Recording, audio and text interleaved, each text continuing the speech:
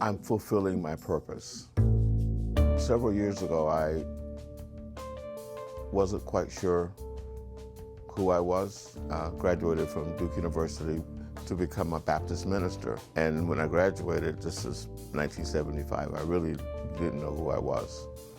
So I went into the banking business. In that career, it was very stressful, and I just decided that I needed a hobby, something just to get away from the stress. And over time, fast forward many, many years later, I've come to know that my art is my purpose and my mission, and if you will, my ministry. So I create art with purpose.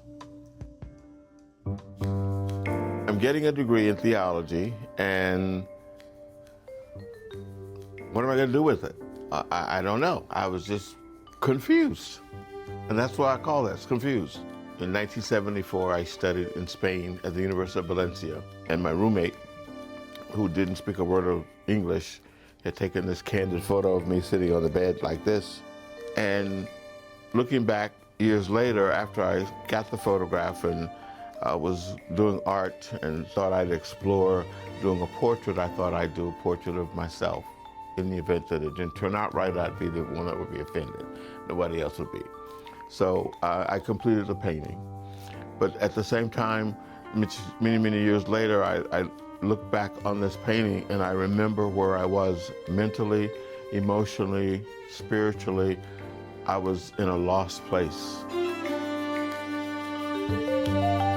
Over time, when I wanted to explore outside of painting, I decided that I'd do a sculpture.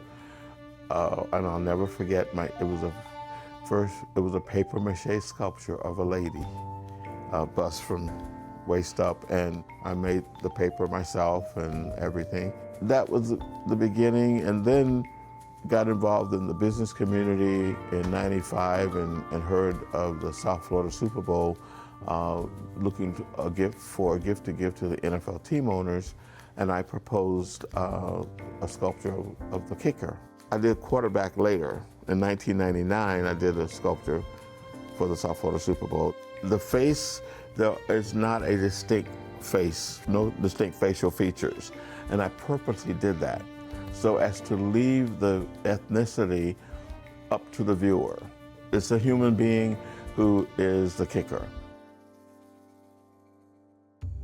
If it's a commission, the process really starts with actually meeting with my clients and getting a sense from them what they envision about the art that they'd like to, see and communicate. If it's going in a public space where, people in the public will enjoy it for years to come, I also do research.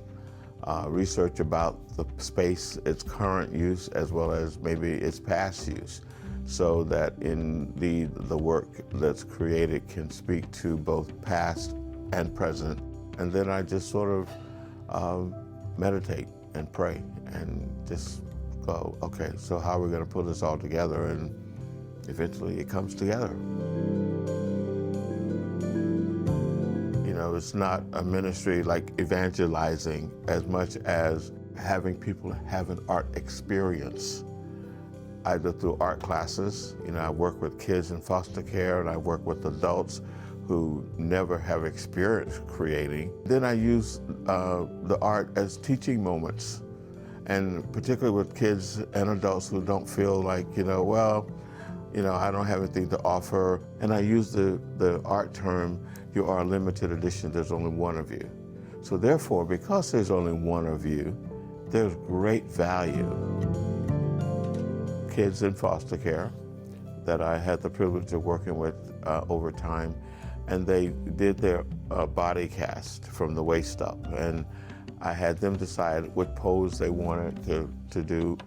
And then the interesting part about this project is that element of trust. So they had to trust me that I was going to make sure that they were safe and that they were going to be okay. Once the casts were done of all the kids that were involved, then they had an opportunity to paint their body cast. and to use that as a way of expressing where they are or who they are at that particular moment in time. With these kids, you know, giving them that venue and that opportunity for self-expression, it was transformative. In the mornings when I do my morning devotions and read and spend time with God, I have these poems that are dropped in my spirit, and I type them. I would type them and or just sort of thoughts I would type in. And you know, I said, you know, I'm going to publish these because there may be someone out there who is at a place where I am now, or maybe at a place later, and these poems might speak to them. So my book is entitled Art Psalms, a compilation of poetry and art, my paintings, my sculptures, my photography. Words. We say them without knowing the impact they have. As a boulder falls into a river's path, changes its course forever, so too can words, dropped into the spirit, heart, and mind of a listener, change their destiny. Words. What will they be? Will they tear down or build up? Will they cause pain or bring healing? Will they bring tears of sadness or tears of gladness? Will they bring death or life? Words.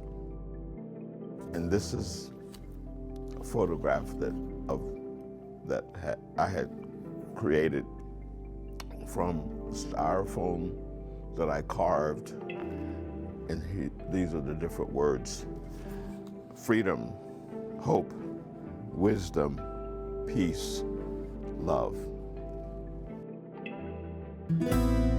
It's not so much the art that's created, but the process of the creation that is important, not to minimize the final product, but it was through the years of creating art and the process of creating the art that I discovered things about myself.